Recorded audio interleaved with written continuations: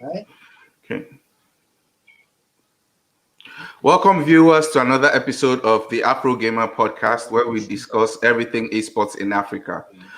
We have a special guest with us today, and he is a pro player in Mortal Kombat, and he is also the man to go to when anything for the brand name Combat Africa. Viewers and listeners, welcome Art Department. Hey, what's up? What's up, guys? Thanks for having me, man. I Yeah, appreciate being here. Yeah, thanks for finally being here with us. Yeah, we've been trying. Yeah, how's it going? It's going good. It's a bit cold this side, so I'm a bit chilly, but otherwise everything's fine. I'm trying to stay sane in quarantine. Haven't been working and stuff, but yeah, man, getting back to life now. Should be starting soon. Oh, okay. So everything like the lockdown has been lifted where you are? A little bit, not too much. We still have to wear masks. You still can't go out like anytime. You have to have a reason why you're outside the house and stuff. Oh, okay. Yeah. That's good. So let's jump straight. Okay, go ahead. Yeah, and there by your side, how are you doing? How's everything by you? I don't want to be rude and not ask you back, It's the same thing everywhere.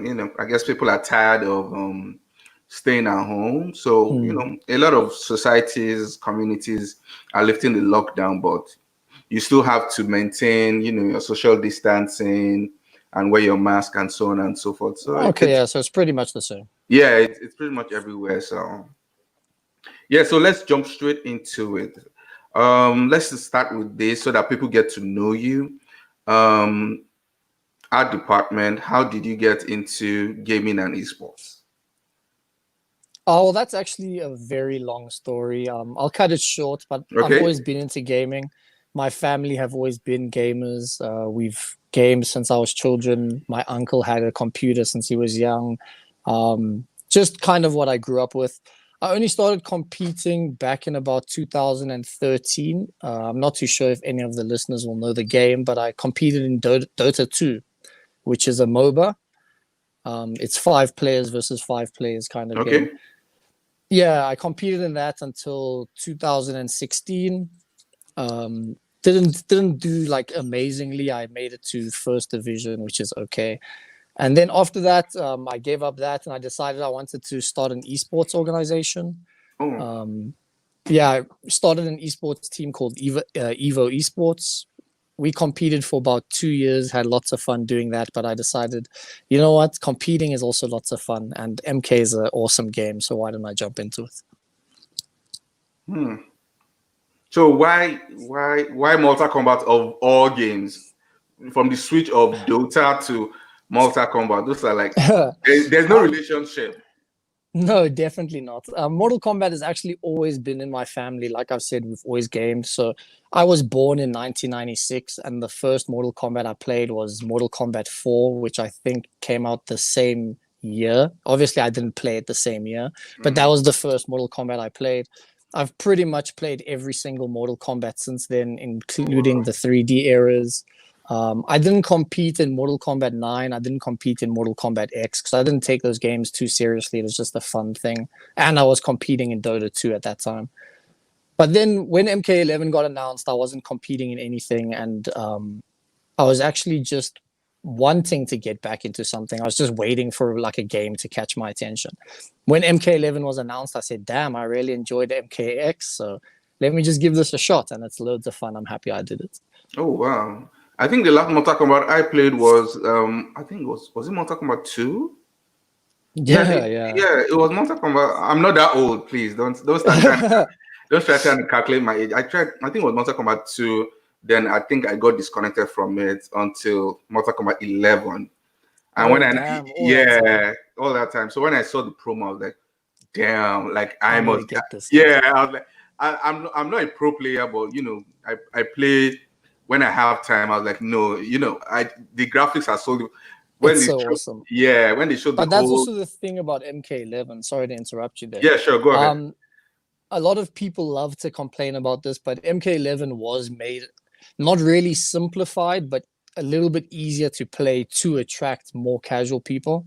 So if anybody is listening in right now and they haven't played Mortal Kombat, I say get the game.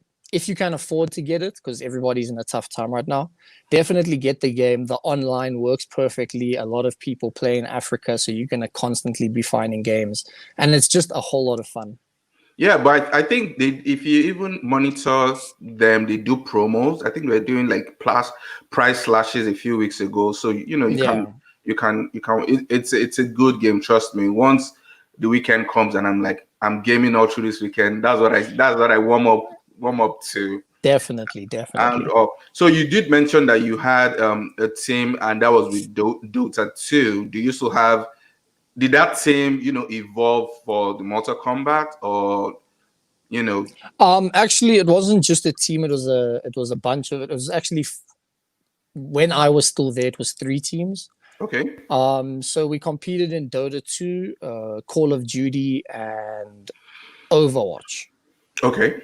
Right now the team is still going. If anybody wants to check them out, it's Evo Esports on all social medias. You guys can check them out there.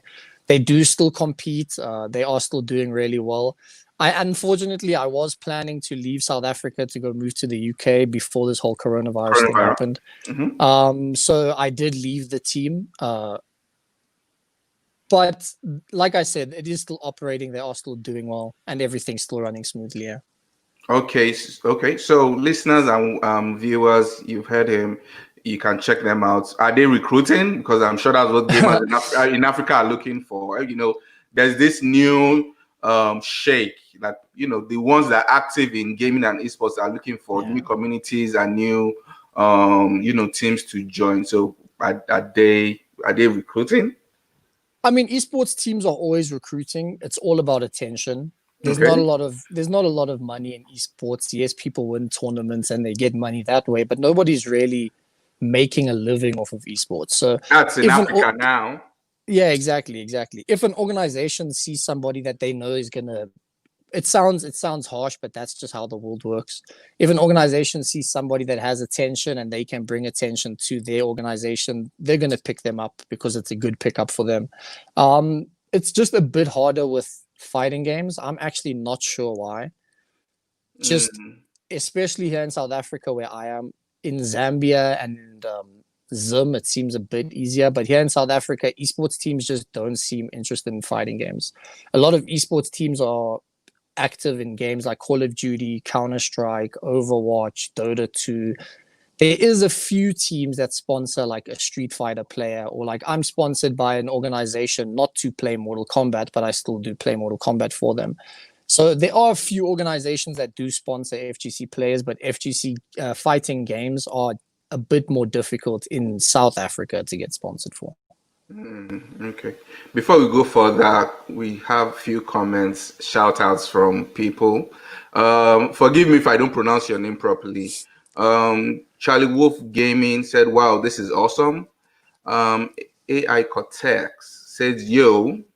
AK Slay 333 said, "Wash hands." I guess that's an emoji. Charlie Wolf Gaming also said, "Okay, now they're going." Mochi in the house, good vibes. Let me see Christian these messages. Christian Clay says hello there. Christian also sends his sanitizer What? emoji. What's up, everybody in the chat? I hope you guys are all doing well. Thanks for tuning in. Yes, go ahead. Always the community members supporting, and it's always appreciated. Yeah, that's good. Everyone who is in here, thank you very much. If you have any comments about, Mortal Kombat or the FGC community in Africa, you can as well put it, and we'll go ahead and address it. It's something I've started to notice that the communities have started coming together. Previously, esports in Africa, everyone was kind of separated and doing their own thing, Yeah. but I think now where they found out that we only have ourselves, then you're seeing more of collaborations, friendlies, communities coming together to compete. I honestly think this all started last year with the Fortnite World Cup. Okay. Gaming has always been big. It just hasn't been seen by everybody. For example, Dota 2, the game that I used to compete in, the World Cup, it's called the International, but the World Cup of Dota 2, last year, the total prize pool was, I think, $22 million. Yeah. That there was it a 6-year-old kid or 11-year-old kid that he won Oh an yeah, amount? that was Fortnite. He was Okay, that 16 years old, but like that's what I'm saying. So most of the exposure and actual communities coming together, everybody hates on Fortnite, but we have Fortnite to thank for that, because gaming, as I said, has always been big, but it's never been seen in everybody's eyes. mm-hmm. And with Fortnite, it was put in every single kid's house. If your kid had an Xbox or PlayStation or computer, they had Fortnite. So every single person on the planet knew about Fortnite. Yeah, then I think the ability, because it was also cross-platform, I think it kind of made it easier for everyone Exactly. It to makes a bigger player pool. You get more matches, quicker yeah, search time. yeah, that's And true. and at the end of the day, it comes to people see, like you said, a 15-year-old kid. Imagine going on summer vacation. You say, cheers, guys, I'm going on summer vacation. You leave your school, you compete in an esports tournament. When you come back to school, you're a millionaire at 15 years old. Wow. You just won $3 million on your summer vacation. Yeah, that is crazy. And And now it, it's not just like I said, sorry to interrupt you again. Like I yeah, said, that's esports fine. is that kind of money is not new to esports. It's just that now it's being seen by everyone. In Dota 2 has always held the highest prize pool in esports history. All right. So in Dota 2, every single year it's been crazy amounts. Last year was 22 million. The year before was 20 million. The year before was 18 million. The year before was 17. So it's always been high money. But now people are saying, shit, a 15-year-old can win $3 million. Mm-hmm. What can I do if I actually get to a good level? So I think that's what brings the community together. They see there's actually that opportunity to win some kind of money. Now we Mm. just need to build our communities to get the money to us. Yeah, but don't you think it's affecting Africa, it's doing more damage to the esports community in Africa, because now that is the selling point for everyone. Everyone who is playing game is all thinking about just the prize pool, and they think, oh, I can make money from it. But always remember that to get to where you are now as art department, you had to go from an amateur gamer to a professional Yeah. gamer to be able to actually compete and make this money. But now, if you host a Mortal Kombat tournament in Africa, you find 50% already asking you art department, what is the prize money?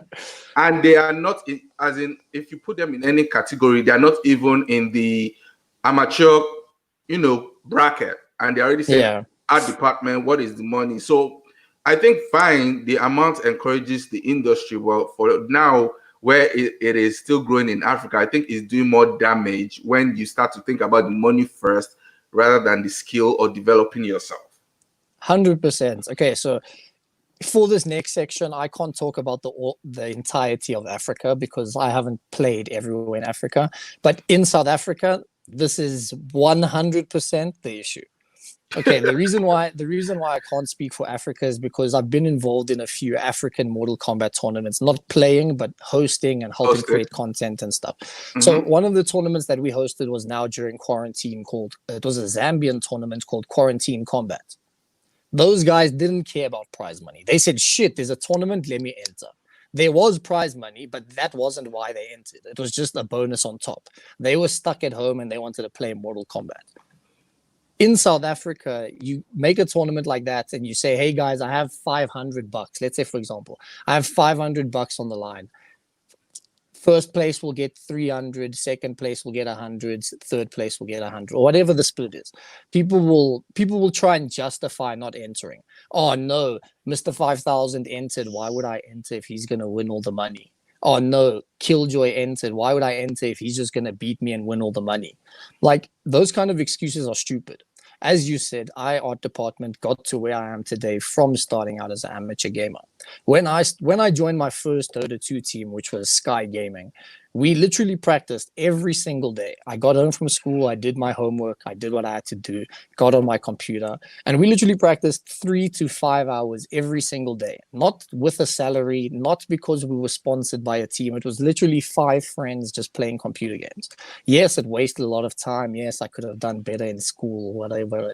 But that's what I'm trying to say. Like, that dedication is kind of what's needed. Maybe I didn't have to put 5 hours every day. I could have put 2 hours every day, but you still need to think of, I need to put this work in order for an opportunity to win money or for money to come to the community. You know what I'm saying?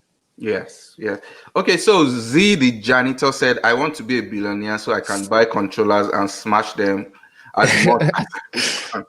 AK Slay33 said some of your tourneys are self-supported with prizes. Wish we could get sponsors. Yeah, so just to talk on that as well, that's actually a perfect example. So Quarantine Combat, that was actually sponsored by one of the Zambian community members. Shout out to Sibs. That guy's a legend. He literally put his own 1,000 kwacha on the line, and he said, I'm putting this money, I don't need anything in return. Whoever wins first, second, and third gets the money. I'm not telling anybody to pay for entrance, nothing. So that kind of thing is also what we do here in Africa, because we don't really get sponsored events. ACGL, if there's anybody interested in gaming and competing in the FGC, be sure to check out acgl.co.za. They're literally one of our only tournament organizers that actually regularly support us. They host weekly Mortal Kombat tournaments. They host Street Fighter tournaments when they can. They hosted a big in Mortal Kombat's first 8 months. They hosted an offline season with 15,000 Rand prize pool. So they really are supporting us, and other tournament organizers like Medal State and such are coming on board, but majority of our stuff is all community funded and community run and stuff. Yeah. Okay, so I guess that leads me to the next question. Why do you think brands and sponsors are finding it difficult to jump on board?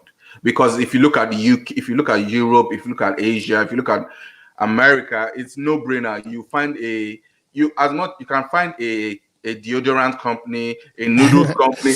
I saw an ad yesterday, and it was a noodles company where a gamer was playing the finals and he was struggling, and his mom brought him a bowl of noodles.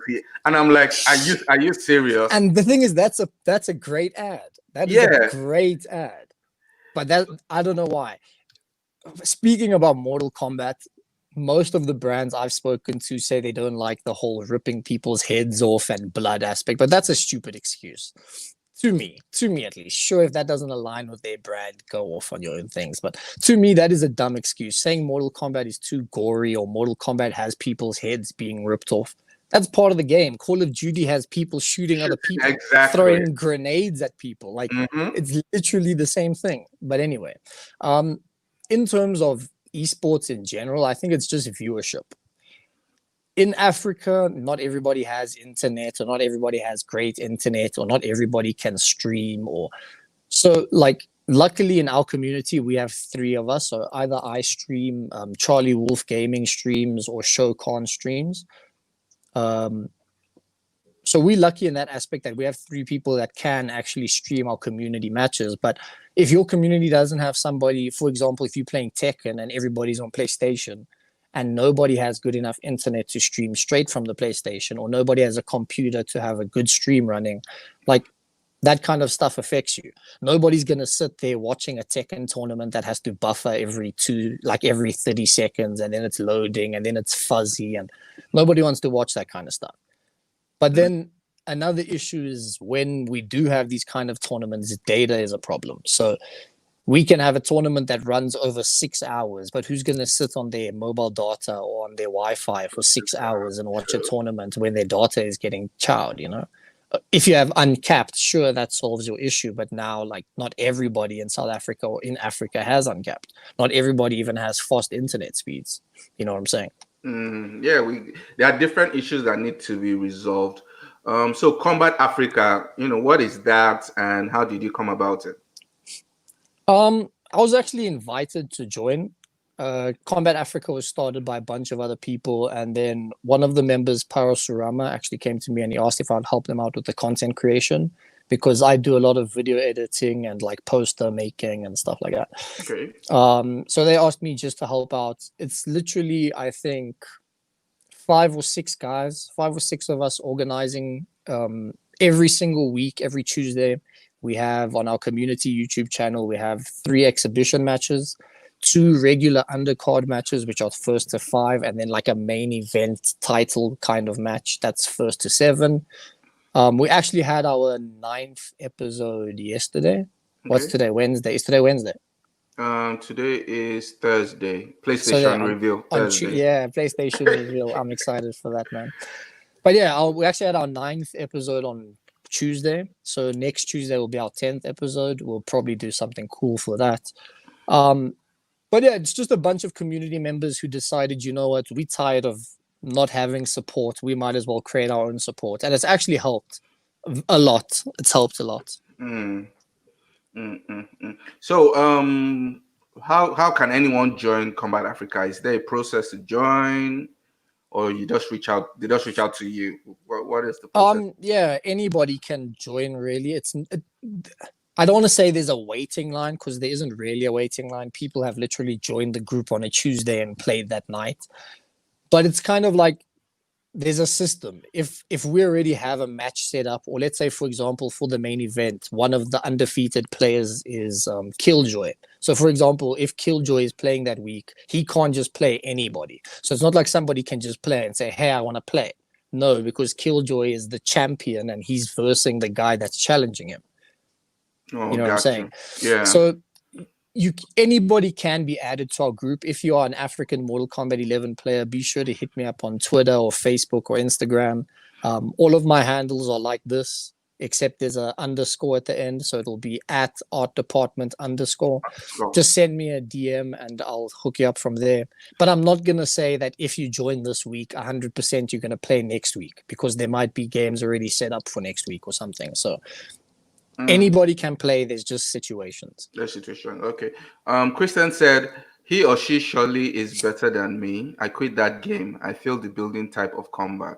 He said, yeah, it is pretty scary when you have Killjoy, Cortex, ZZ, Zaza, Mr. 5000, Mark Stack, etc. participating on the tournament. Yeah, so that comment there is about what we were talking about with money. Yeah. When I said that if there's only first, second, and third place, people aren't going to want to enter because obviously the best players are always going to win it. So that's what he's talking about. Yeah, sure, it's pretty scary, but if everybody has that mentality, then we're never going to have tournaments because nobody's going to play, and if nobody plays, nobody's going to host. Yeah, and it's like you play. It's like what's it called? Playing the tennis Grand Slams. If you know Roger Federer is going there, you're still going to have to play. Yeah, exactly. I'm not too sure which sister it was, but if we look at the last tennis champions or tennis tournament or something, one of the Williams sisters was beat by a 15-year-old girl. Yeah. And she's a world champion. So it doesn't mean just because the best players are there, you shouldn't still compete. You can always learn what you did wrong and go back to the lab and improve and enter the next one and do better. People just have a bad mindset of, oh, if I lose, I suck at this game. No, if you lose, someone else was just better than you. That's all. Yeah, but don't forget that these players you mentioned, they started from somewhere. So if they didn't just level 10, they start from level 1, 2, 3, and they moved up to 10. So if you're at level 1, you also have to improve yourself on how to get to level 10. I mean, I'm not sure if he's in the chat. He probably isn't because he's always sleeping or streaming. But Shokan literally was the first person I ever encountered in the African FGC. Injustice 2 was maybe out 4 months or something, and I was playing Harley Quinn and Joker, right? So I said, shit, I'm pretty good at this game. Let me go enter an Injustice tournament. I entered this tournament. There was like 13 people signed up. On the day, only myself and Shokan showed up. Now, just to give perspective, Injustice 2 was like one of the first fighting games I really tried to learn properly. And Shao Kahn is top 5 FGC, like Mortal Kombat players in Africa. So that's the skill difference there. I literally sat down at this guy. I said, good luck, man, thinking I was going to beat him. He literally double flawlessed me in the first match. I put the controller down. I said, shit, okay. Yes, what's going on here? And that's the thing. That is going to happen when you verse somebody that's a lot better than you. But that doesn't mean you just mustn't play. What, do you expect to win every single game? No, come on, Phil. That's not going to happen. Let's read more comments. AK said to actually get sponsors interested, one should have a website and dependent on hits on the side, i.e., when you guys visit the page, a sponsor may come into play as a sponsor will want to advertise. Well, that is another angle. You do have a point, AK. He said these sponsors will relate to gaming products most probably. And Kristen also said, but it should not be something to stop anyone to do what they enjoy. I guess he's talking about competing. AK said, CK, the only way to beat Killjoy etc is to versus Killjoy etc and learn. Yeah, I guess Killjoy seems to be the nightmare in this. Yeah, Killjoy is definitely the nightmare. Yes, 100%. yeah. So I had a conversation last week with Navi Gaming in Uganda, and this is what he was saying when it came to sponsorship and branding, like partnership. He was like, for now, as much as we need to reorientate the minds of gamers and esports, talents in Africa, that same education needs to also go to brand managers because to them it's a new market. It's just a few who are enlightened about gaming that have jumped into it, and he was like, we shouldn't go for cash prizes now. That was his opinion. We shouldn't go for cash prizes. Go for things like merchandise or physical items. With that, it's Anything easier. to actually help you sustain yourself. Yeah. Yeah. So with that, it's easier for them to jump on it and say, oh, you know what? For us to give 3 headphones, that's fine. For us to give 3 controllers, that's fine. As opposed to you asking them for $5,000, $10,000. And he said, because we're not there yet in terms of where we need to be. If, for example, if I host a tournament and I fail, and let's say I promise them, oh, 1,000 people are going to be there, 1,000 people are going to be watching, and the viewers are 27, that already puts a bitter taste in the. That person's never coming back to esports again. So now when you approach them, they'll be like, no, with the experience I've had with the Afro Gamer, I'm definitely not doing that again. And unfortunately, because Africa wants to be like Europe and America, a lot of brands feel like that already. Yeah, but as I think that's another thing. We cannot be like them in terms of how we're 100%. We cannot. We have so much of our own culture that we need to find creative ways to put it into esports. We cannot do copy and paste. It has never worked. And that's what I think the big problem is. So I know it is a lot easier said than done. I will say that. Of course. It is a lot easier to say, oh, do it this way instead of this way, because things cost a lot of money. But optimally, in Africa, nothing is going to succeed perfectly online. Nothing.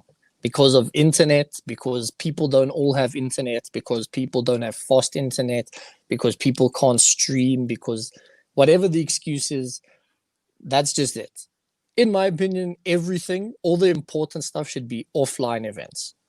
So in America, how it works mostly is they play offline events. They go to a place and they compete against people that live in their state, kind of thing. Mm-hmm. And then they also play online events, obviously, but most of the time they're focusing on their locals, right?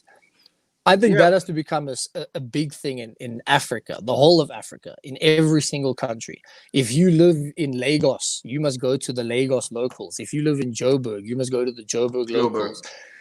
That must become a thing, because internet one is a problem. This person is going to say, no, I'm not playing that guy because he has a shit connection and I'm going to get disconnected and he's going to lag and kill me. And there's always going to be excuses. Offline, there's no excuses. People go to their locals. You become the champion of your local. Then there becomes an inter-country thing.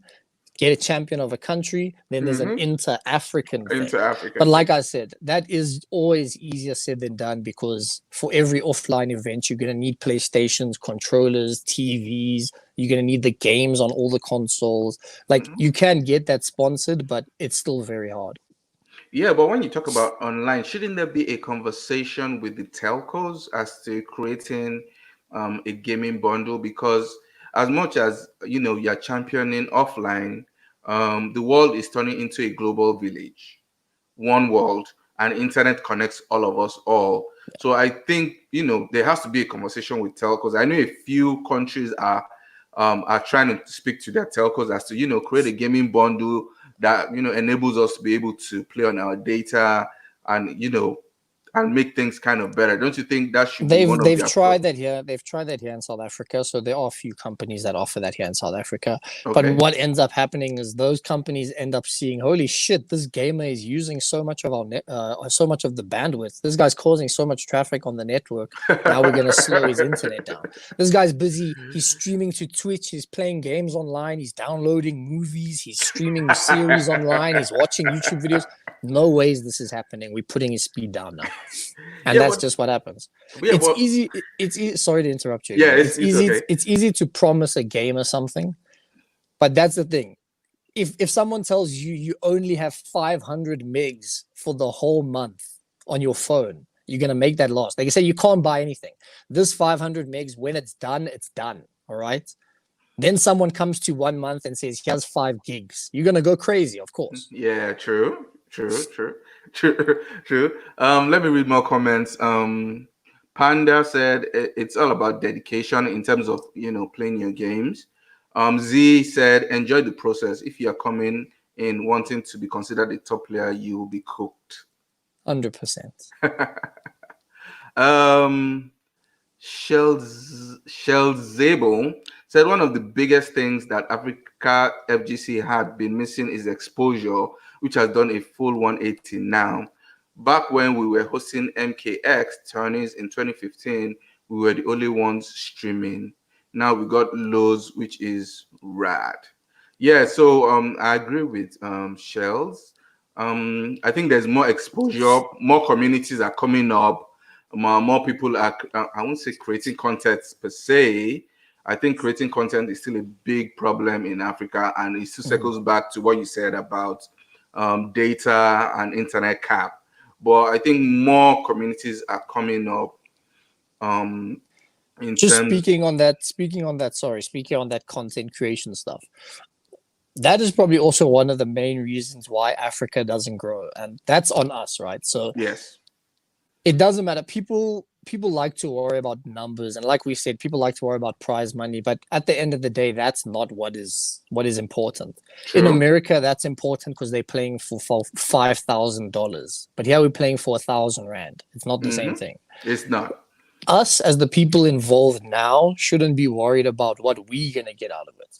We should be trying to grow the scene for other people to get out of it. Maybe we won't compete in future FGC tournaments, but maybe the people who are competing now will be the tournament organizers in 3 years' time. You know what I'm saying? So everybody, doesn't even matter if you not even editing the videos, you literally recording it off your PlayStation and uploading it straight to Twitter or YouTube, whatever you're doing. Everybody should at least be putting videos somewhere, even if the Twitter profile isn't your real name, even if the Twitter profile doesn't have any association to you. It can be, the profile can be Peter 57570, whatever. Yeah.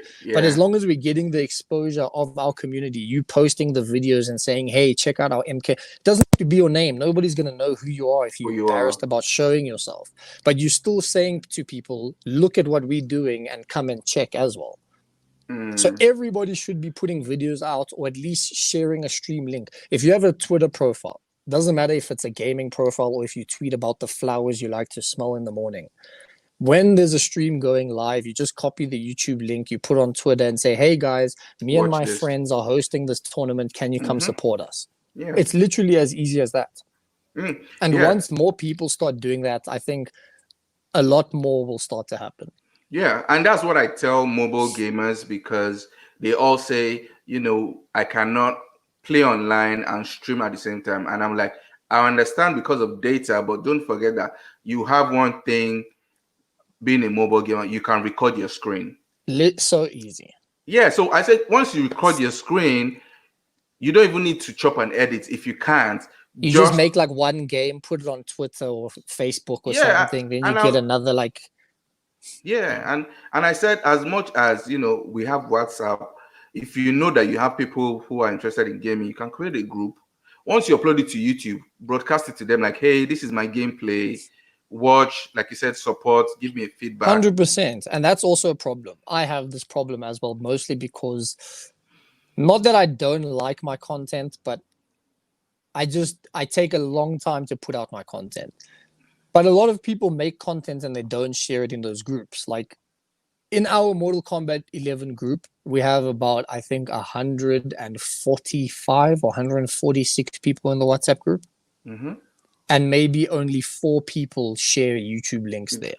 Yeah, so like, I'm also one of those people that don't do it. I should start doing it, but that's what I'm saying. That's the kind of stuff we need to do. Yeah. Then I think another thing about gaming and esports. This is my own angle. I guess some stakeholders might not agree. Some viewers and listeners might not agree. Is it doesn't have to be the FIFAs. It doesn't have to be, no disrespect, the Mortal Kombat. Yeah. I think once you have a community of gamers, whatever game they play, I'm on Twitter and I see people playing iMessage games. Like they're always 100%. saying, "Who wants to challenge me in XYZ in iMessage?" Why are we not pulling that community into the fold?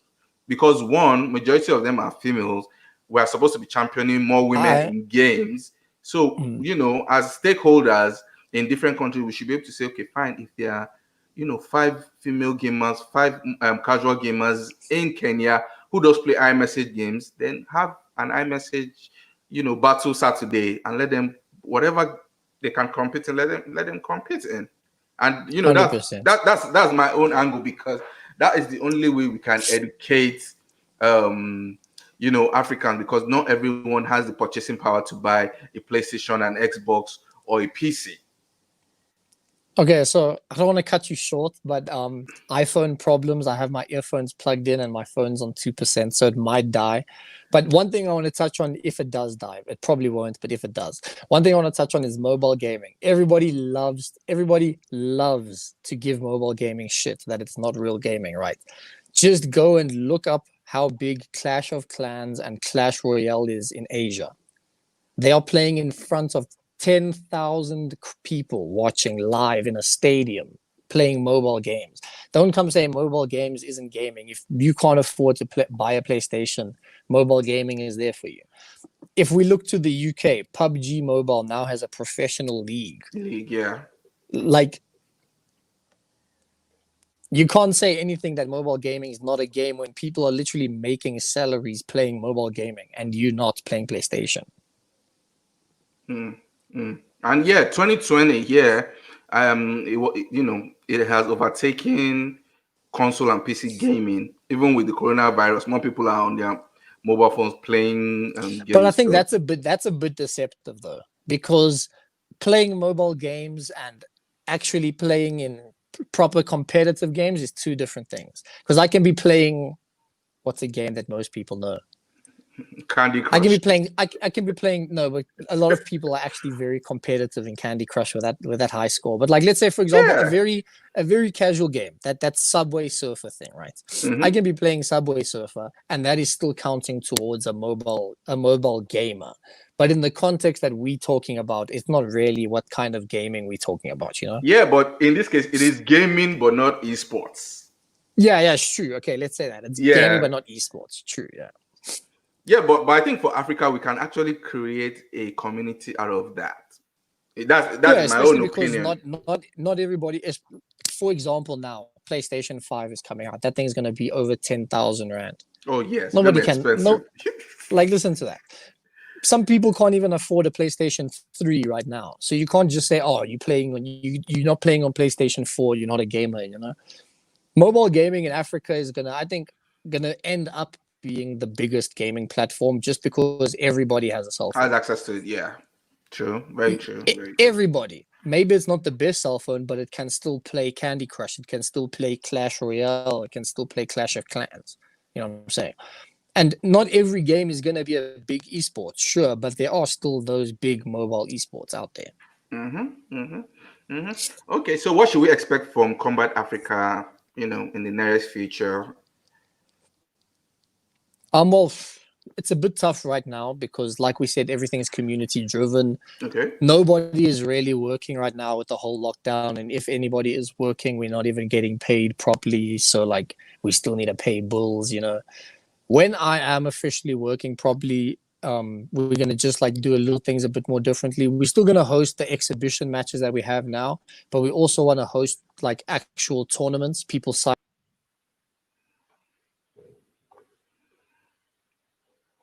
Okay, fellas, we lost art department there.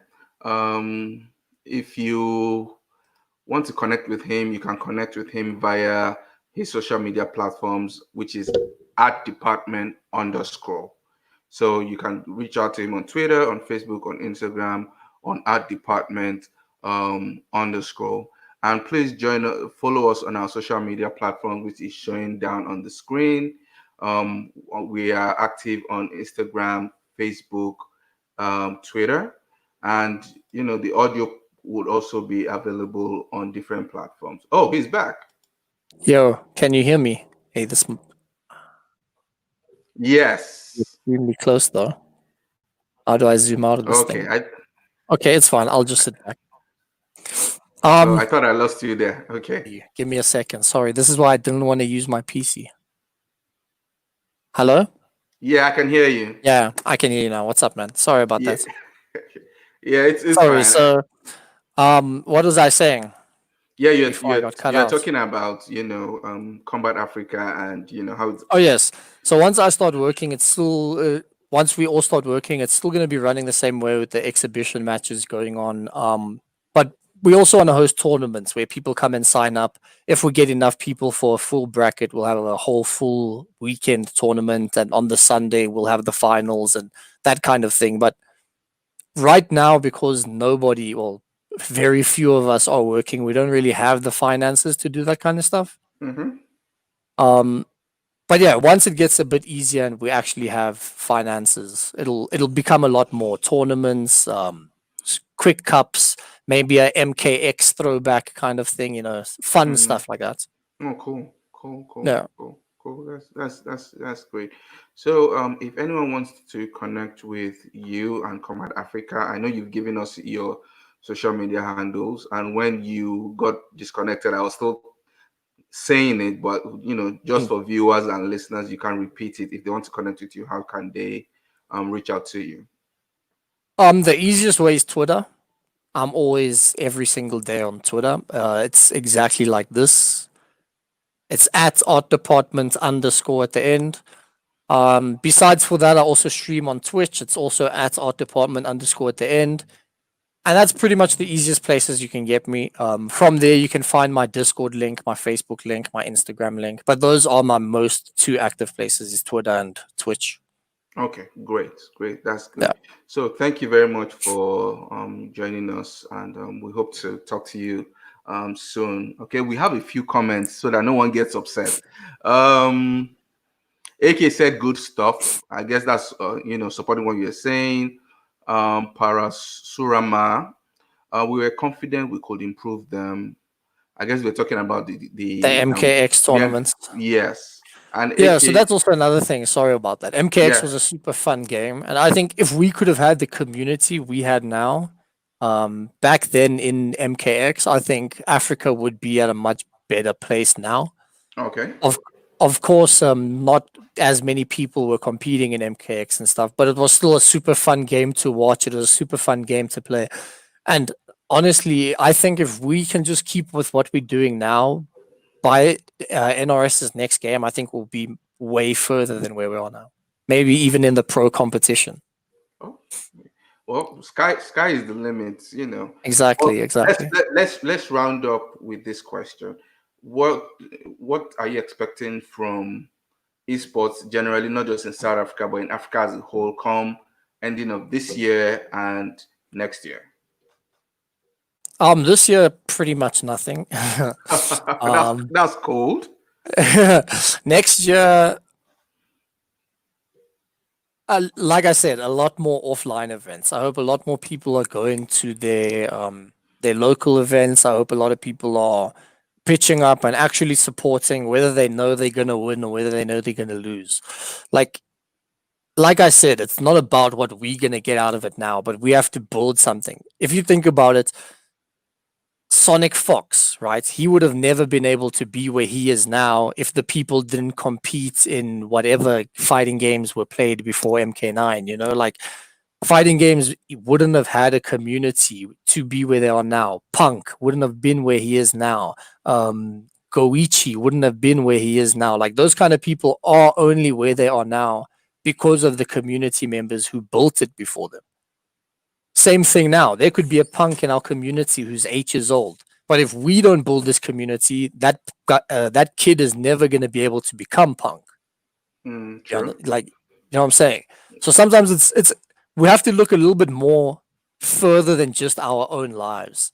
Like it sounds a bit deep, and like I'm not trying to say everybody has to go out of the way, but everybody can just do a little bit more further than their regular. You know, normally people just sit on the WhatsApp group and talk shit. Copy the link and send it to your high school friends and say, "Yo, what's up, guys? If anybody's interested in African Mortal Kombat 11, come and tune in." Mm-hmm. Like that small shit helps. Don't just bash the people, not bash. Don't just sit around and talk shit the whole time, and then when nothing comes out of it, you're like, "Oh no, the community never helped," but you're also part of the people that never helped. You know. Sure. Got you. Okay, so that's all the time we have. Once again, our department, thank you. Thanks For so much for having me, dude. yeah, and hopefully, like I said, hopefully we can, catch up again and talk when things, have improved and things are up going. Definitely, man. Whenever you're keen to chat again, just send me a message on Twitter or something, or send me a WhatsApp, and we can go Sure, from there. sure, will do. Thank you. Thanks so much for having me, man. Yeah. Thanks so much for everyone for tuning through. We appreciate the support.